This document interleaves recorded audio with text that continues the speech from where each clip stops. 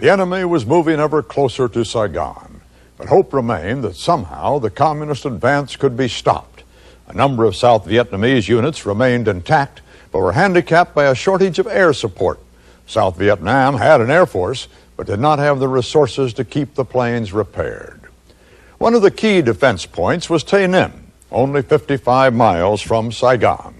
Bob Simon reported. Just outside Tay Ninh, a 105mm howitzer lets the North Vietnamese know they may have a fight on their hands. Tanks race up from Saigon, deploying along Route 22, a road which the communists have cut several times this week. Regional forces now comb the rice paddies and hamlets every morning to keep the road open. There's artillery, there's air support. But of 800 planes operational 2 years ago, less than 250 are now flying. Of these, less than 150 are fighter planes.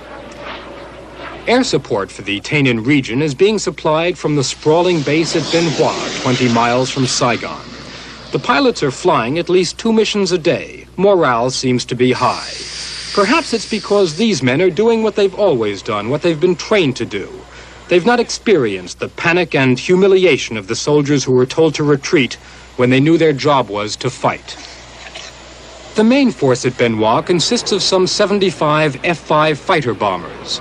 Another 20 here are grounded due to lack of spare parts. An American maintenance advisor told us it's not that the spare parts aren't available, there are plenty stacked in warehouses around Saigon. But the South Vietnamese never made a proper inventory, he said. No one knows where to look. On the ground, the Tay Ninh district is being defended by the 25th Division. The men still smile for the cameras, but will they stand and fight? The 25th has never been one of South Vietnam's best. Morale is not high. Many men speak of their relatives trapped in Da Nang and Quy Nhon. The officers don't know what to expect from Saigon. The men can't know what to expect from their officers. Can anything be done? A change of leadership in Saigon might help.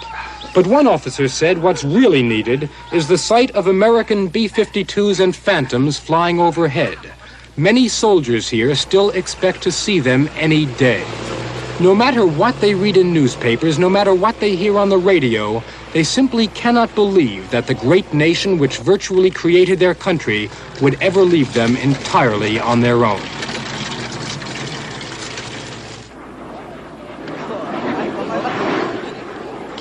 Just outside Saigon, embankments are going up.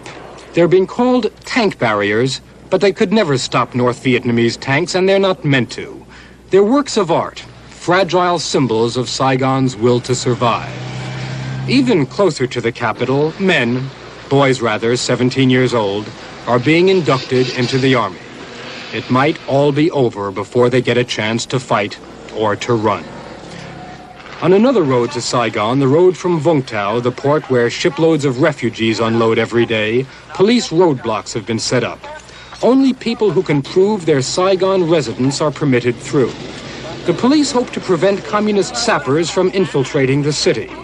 They also want to make sure Saigon doesn't become another Da Nang, flooded with refugees who made the city indefensible before the communists had even arrived. Soldiers, in uniform or out, are handed over to the military police. According to the government, they will be regrouped, rearmed, redeployed. Whether these men, after what they've been through, have any fight left in them is a very open question. And even if Saigon could make use of every survivor of the 5 divisions which disintegrated this past month, it still could not match the number of troops which North Vietnam could muster for a final attack.